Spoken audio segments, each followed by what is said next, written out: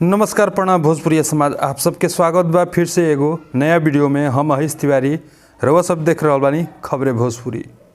रउआ सब के बता दी कि सुपर स्टार चॉकलेटी बॉय राकेश मिश्रा जी के 2 दिन पहले शादी भइल हा। राकेश मिश्रा जी के शादी धूमधाम से बोधगया में भइल हा।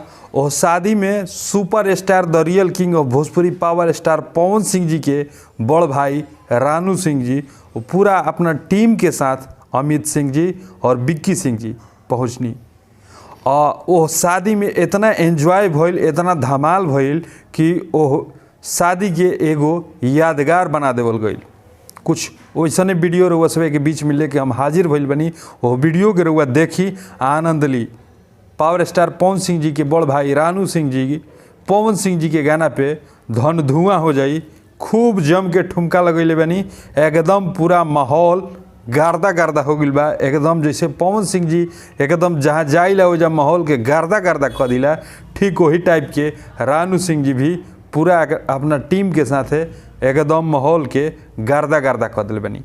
रउआ सब वीडियो के देखी और आनंद ली, कमेंट करके बताई कि कैसन लागल है ये वीडियो।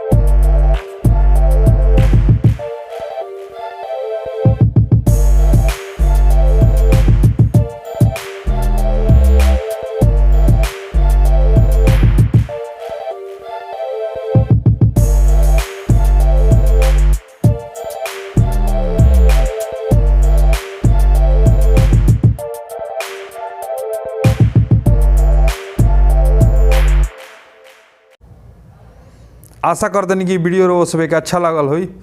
मिलल जी कुछ ऐसा अपडेट के साथ है। तब तक खातिर जय माँ विंध्यवासिनी।